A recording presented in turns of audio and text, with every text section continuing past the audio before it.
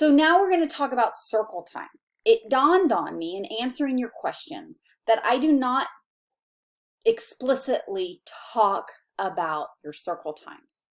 You need to have a pro-social and inclusive way to greet everyone.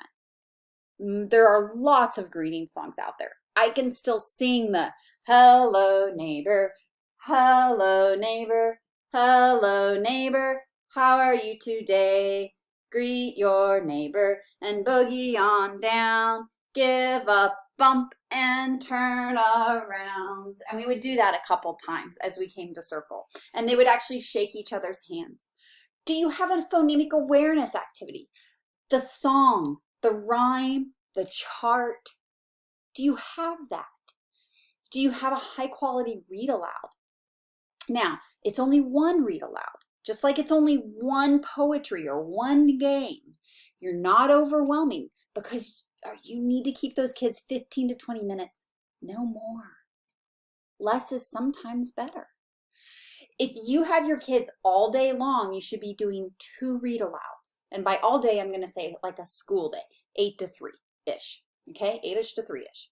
If you have kids in that classroom from 8 to 5, then when you look at that whole schedule, you should be sitting down for circle time about 4 times. So you would be doing 3 read alouds.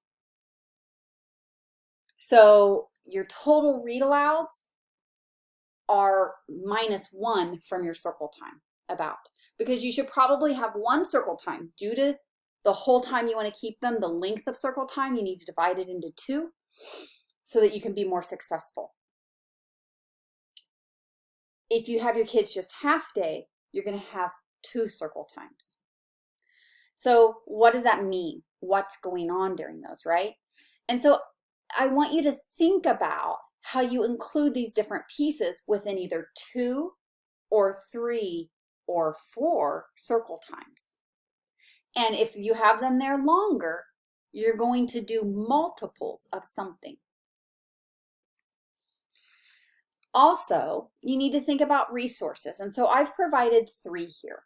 Dr. Jean is a phenomenal songwriter for children. And so she has some really great ones. The song I just sang is hers. The YouTube link is to another lady that has really high quality. And the reason they're high quality is they're simple. She gives you hand and movement gestures, and they're very targeted. They use patterning and good predictable rhyming and beating rhythm in the songs. It's not overwhelming with instrumentals, because that's not what we're doing here. And then the middle source is the no time for flashcards. It says it's a toddler circle time, but really it bridges into preschool and you could grow it from there, but really gives a good basic structure for how circle time can look. So I would encourage you on your own to look at these 3 sources. Later on, and in a very detailed way, you will develop a scope and sequence for you in your setting. And you're going to use the developmental chart from Module 1 on phonemic awareness and how that looks for children. You're going to think about your own setting, the themes that you teach, your happenings. You're going to plan a weekly schedule for 1 month. And then you're going to implement that 1 month plan, or you're going to grow it into a year-long plan. So that on 2 pieces of paper, basically, you'll be able to see a year long, whether that's the school year or 12 months, of this circle time that brings in this concept of teaching phonemic awareness, teaching alliteration, beginning sounds, ending sounds, rhyme, those concepts. Remember, if this is a spiral type of effect, we're coming back to the same concepts again and again and again. You don't start with rhyme and you do it until every kid in your classroom can name 10 rhyming words of cat. That's not how it happens. It's not like that. We're not all learning our +1s and we're not all memorizing our +2s and then our +3s. It's not like that math skill and drill sequence. This is a spiral staircase, and you will go up. Everybody will, but you're going to have students at every level on the spiral staircase. So our last question was regarding early intervention and what that looks like and why. And so the student shares how her own sister as a 13-year-old struggles and is embarrassed and demoralized for not understanding rhyme because it wasn't taught. That happens. My own son, I would say, had a really poor early instruction at school with sound knowledge and word knowledge. And he's always read on grade level and above grade level. But he's always struggled with spelling. And it's very, very much connected to his understanding of word structure and sounds. And that experience is hard. And so what I would say is it's important at that point to do things at home. And I am not a huge fan of the overuse of technology, but there are some definite programs out there online that if you're willing to pay for the subscription, and they're not that expensive, that for children 2nd grade and older who have not had good instruction at school, it's really smart to supplement it. Don't ask my kids, because they would talk about what I make them do sometimes in the summer. We call summer fill in the gaps. Actually, I won't call them gaps. I always explain it as being an umbrella. And when you don't teach skills methodically, you have an umbrella that has lots of holes in it. Well, if you have an umbrella that has holes in it, what happens to the person standing under the umbrella? You're wet.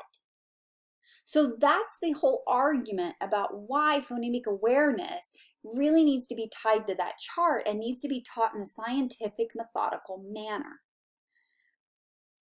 And I guess I'm going to come back to this question on phonemic awareness and how you implement it and what you do.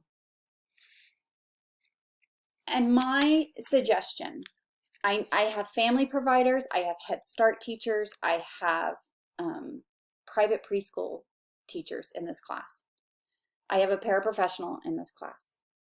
And my encouragement to all of you would be, go to your school district and ask, what do they teach for phonemic awareness? What curriculum do they use? I don't know of a school district that does not have a preschool program, and that's amazing.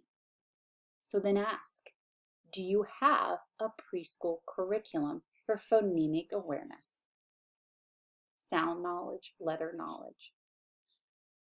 May I see it? Could I have a copy of the teacher's curriculum?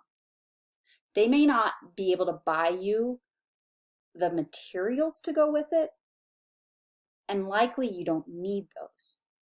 Likely you could do things in that same sequence and manner that is scientifically proven and in a developmentally appropriate way so that it's not quite so overwhelming. So I'd encourage you to ask. The worst thing they can say is no. If you're not comfortable with that, that's fine. And I get it. And I'm not guaranteeing that what they hand you is going to be a good program, because what we would find if we went out there and we started analyzing the commercial programs, a lot of them are not developmentally appropriate, and they're gonna hound letter knowledge before hearing the rhythm and parts of language.